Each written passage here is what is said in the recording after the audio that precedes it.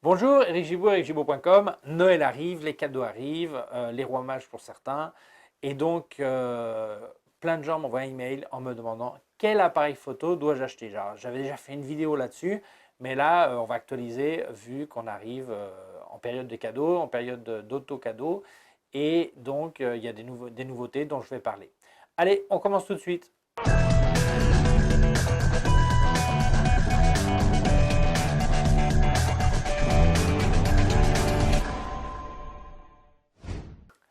Alors, derrière les appareils, j'ai toute mon équipe avec Claudia qui nous fait un petit bonjour avec le Zoom, Alexandre qui est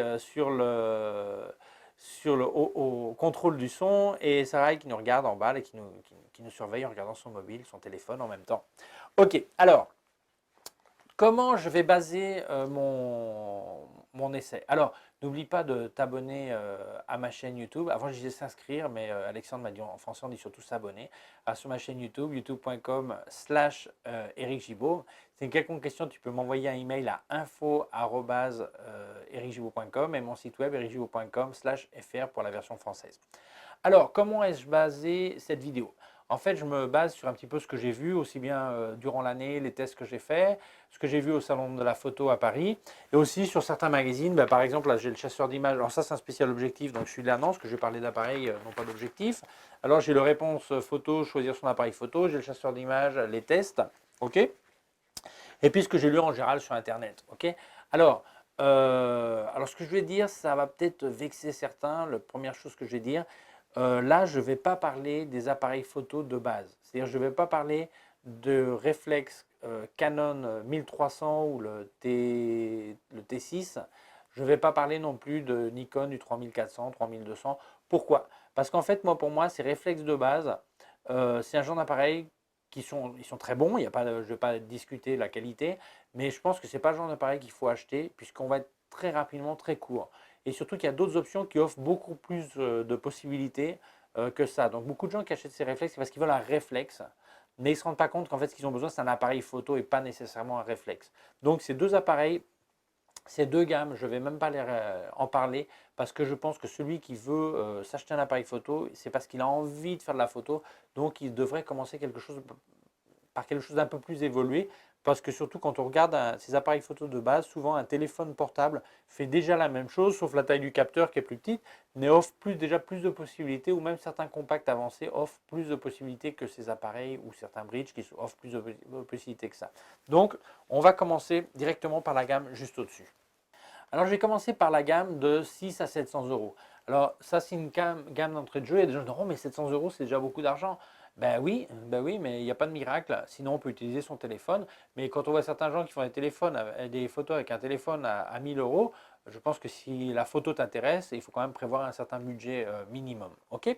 Alors, dans cette gamme de prix, il y a chez Canon, il y a le 750D connu aussi comme T6i, et le 760D, connu aussi comme T6S. C'est compliqué à dire, hein. T6S. Alors, la différence entre les deux, c'est que et ce sont exactement les deux mêmes appareils photo à l'intérieur, mais à l'extérieur, le 760, c'est-à-dire le T6S, a un petit écran sur le dessus et une molette, une petite roue derrière. Donc, c'est plus pratique à utiliser, mais c'est quand même 80 ou 100 euros de plus quand même. Ok? Après, alors ça c'est pas mal. À mon avis, pour commencer, ça c'est pas mal. Après, chez Nikon, il y a le D5500. Ils viennent de sortir le D5600. Ok? Alors ça, on parle de milieu de gamme là, dans ces deux marques. Alors, c'est pas mal aussi, ça me semble excellent pour démarrer. Chez Pentax, il y a le K70, K70, qui a un viseur 100% et il est tropicalisé. Alors ça, c'est bien si tu es dans une situation d'humidité ou de pluie fine. Le fait qu'il soit tropicalisé, ça va te permettre d'éviter des déboires et surtout que si ça prend l'eau, d'avoir des problèmes. Attention, tropicalisé, ça ne veut pas dire waterproof, hein, je ne mets pas sous l'eau. Mais s'il y a une légère pluie dessus ou pas mal de brouillard, ça évite d'avoir des problèmes d'humidité à l'intérieur. Ok? Alors ça, c'est chez les réflexes. Si je vais chez les mirrorless, chez Sony, j'ai le Alpha 68. Alors l'Alpha 68, il a 24 mégapixels de résolution, mais par contre, d'après ce que j'ai entendu dire, le viseur est pas très commode à utiliser. Ok? Alors je ne l'ai pas eu en main, mais enfin c'est ce qu'on m'a dit, mais enfin c'est ce qui apparaît chez Sony dans cette gamme. Chez Fuji, il y a le X-T10 de 16 mégapixels. À mon avis, ça c'est un excellent petit appareil. J'avais fait l'essai il y a plus d'un an et moi j'avais trouvé ça pas mal. Après, chez Olympus, il y a le OMD 10 Mark II. À mon avis, ça c'est un super appareil parce qu'en fait, il a le même capteur que l'OMD 5 Mark II et l'OMD 1 Mark 1, parce que maintenant il y a le Mark II. Donc la qualité image est exactement la même. Le stabilisateur est un petit peu moins performant et il n'est pas tropicalisé. Mais celui qui veut se lancer dans la gamme Olympus, là, il est vraiment un appareil pour un prix vraiment intéressant. Et chez Panasonic, il y a le Lumix, le G80. Mais attention, le G80 n'a pas le corps stabilisé, donc il faut absolument acheter des objectifs stabilisés de chez Panasonic Lumix. Donc là, ça ressort un peu. Donc moi, de cette liste, je conserve le Canon, à mon avis, le 750D, parce qu'il marche aussi bien que le 760D, mais évidemment, il n'y a pas le petit écran en plus, mais ça me semble une très bonne option. Chez Nikon, le 5500 me semble excellent. Et après, je sauterai chez Fuji sur le X-T10 et chez Olympus le MD10 Mark II. À mon avis, dans cette gamme de prix, ce sont les 4 à retenir. Ok. Si tu as des amis qui sont déjà équipés Canon ou Nikon ou quelques autres de la marque, ça peut être intéressant d'acheter la même marque qu'eux pour pouvoir se prêter des objectifs ou des accessoires. Ça peut être intéressant. Ok. Alors maintenant, on passe dans la gamme semi-pro professionnelle. Alors là, on va casser la tirelire à 1000 ou 2000 euros. C'est-à-dire si c'est pour un petit Noël, il va falloir parler avec la famille, les cousins, les grands-parents, tout ça. Pour tout le monde, mettre un petit peu de sous pour s'acheter l'appareil. Ou alors, il faut casser la tirelire ou te jouer directement le divorce suivant le gamme de prix que tu attaques.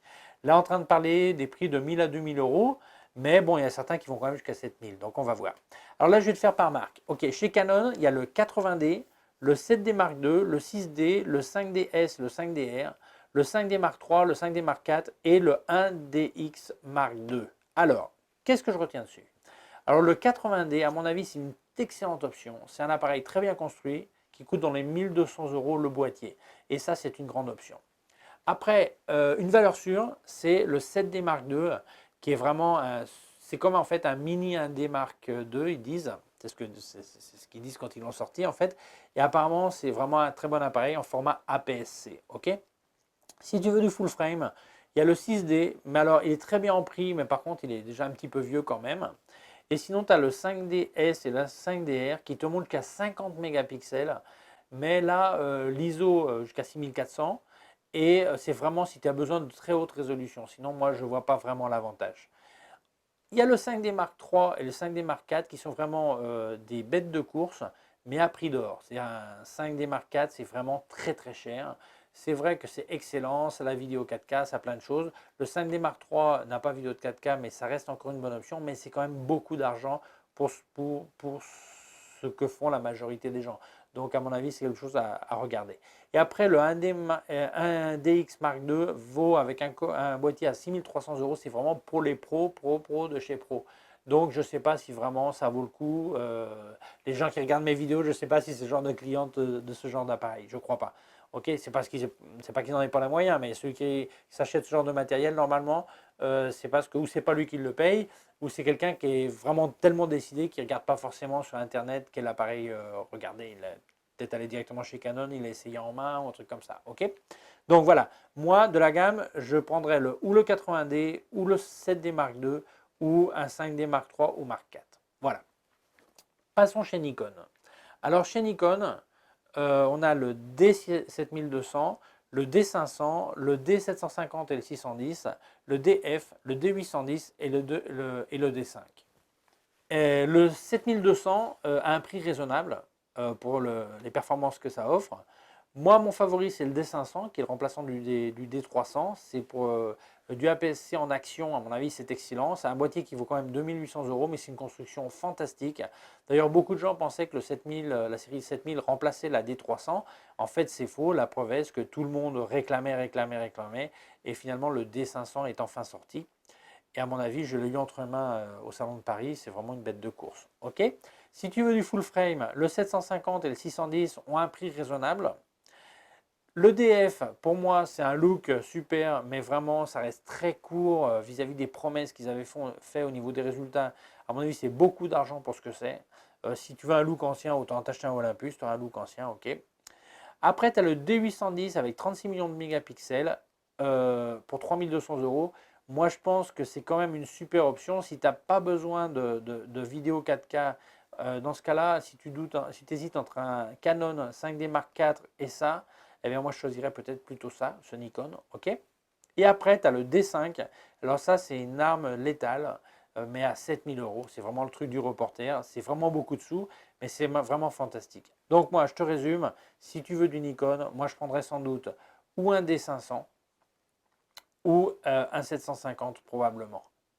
Et si tu as vraiment besoin de résolution, bah, le 810. Ok? Mais voilà, ça serait plutôt dans cette gamme. Et maintenant, on va chez Fujifilm. Alors, en entrée de gamme pro, semi-pro, à un prix vraiment intéressant, inférieur à ce que je t'avais dit avant, tu as le XE2S pour environ 700 euros. Et pour démarrer chez Fuji en gamme semi-pro, c'est vraiment une excellente option. Après, il y a le X Pro 2. Alors là, je sais que le X Pro 2, j'en avais parlé. Moi, j'ai pas du tout aimé. Je pensais que pour être le fleuron de la marque, ça aurait pu être mieux.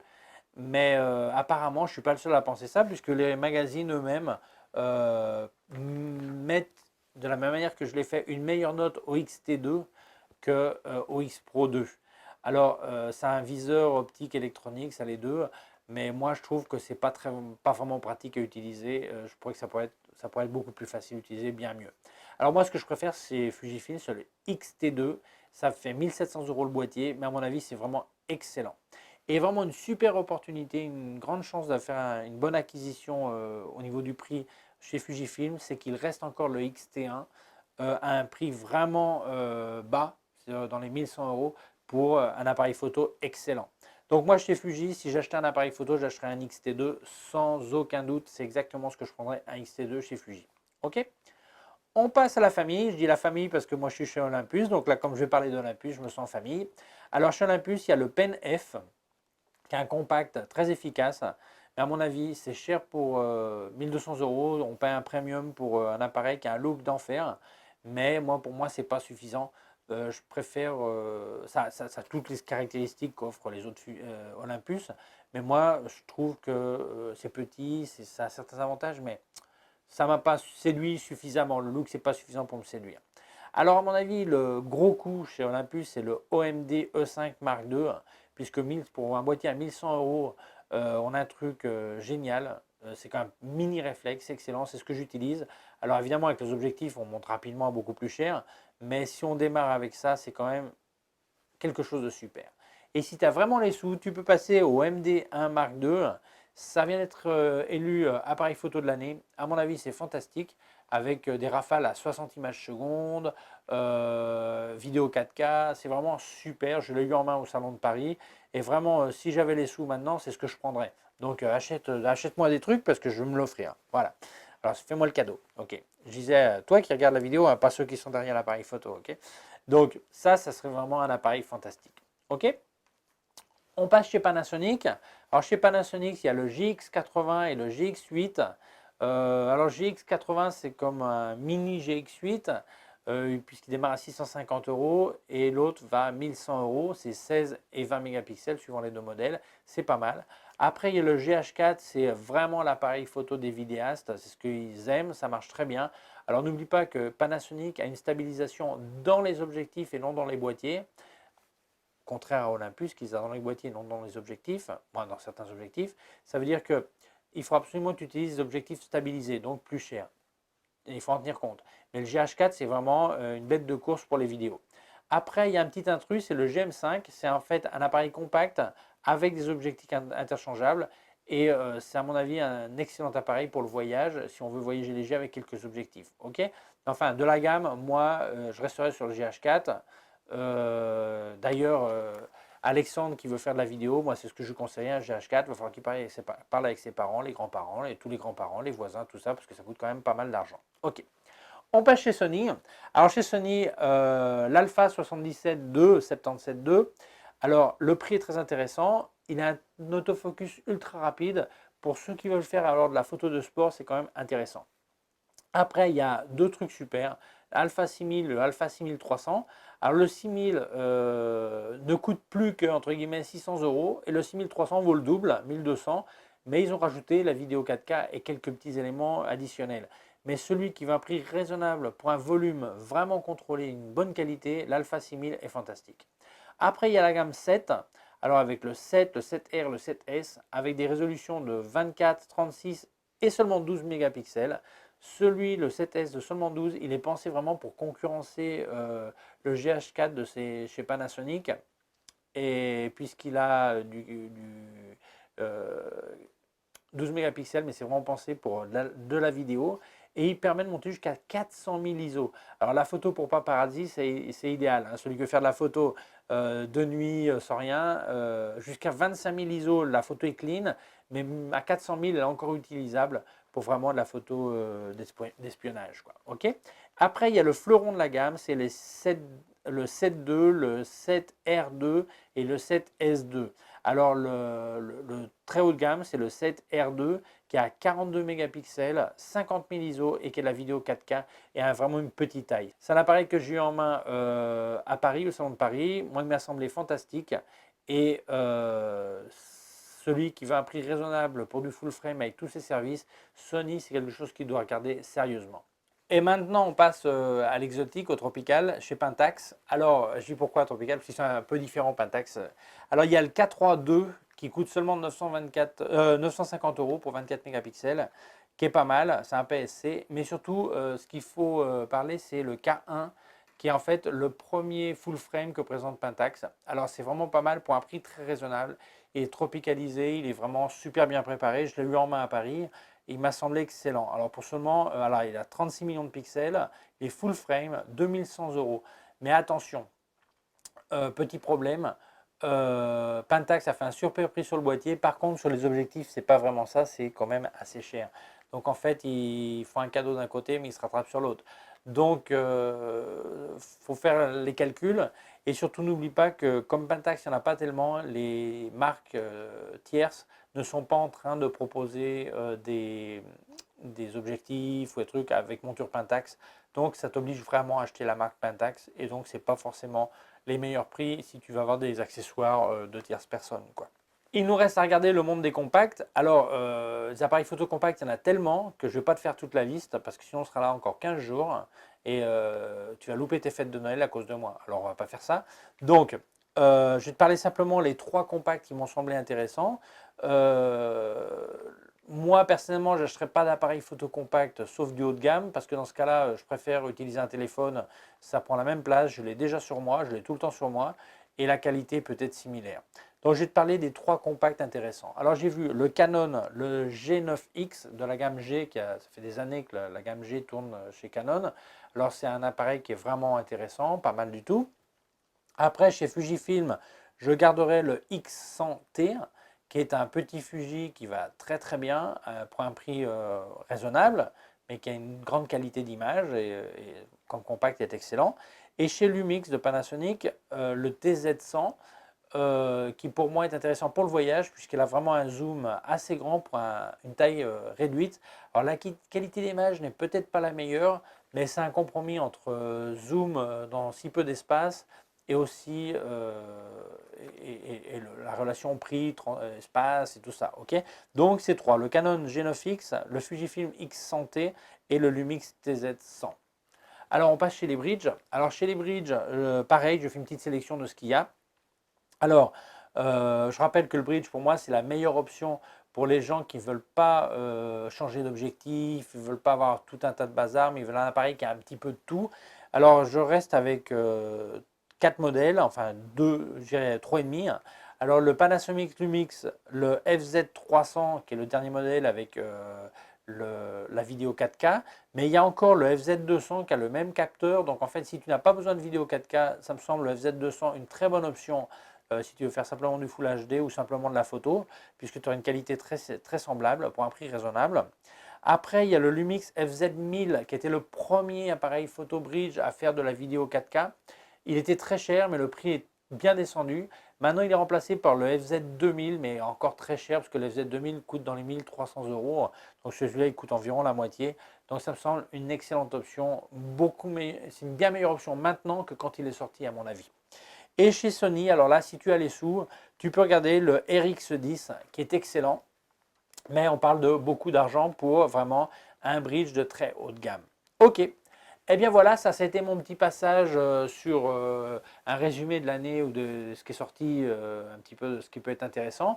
Donc si tu vas acheter un appareil photo, ben moi je pense que ça, dans ces options, est sans doute celle que tu devrais choisir. Il y en a sûrement une qui devrait choisir. Attention, il y a peut-être des appareils que je n'ai pas cités qui sont excellents. Il y a des gens qui te diront tout le contraire de ce que je t'ai dit, d'autres qui diront exactement la même chose. L'important c'est que toi tu fasses ton opinion, tu t'informes. Moi je t'ai donné mon opinion basée sur ce que j'ai pu voir et aussi ce que j'ai pu lire.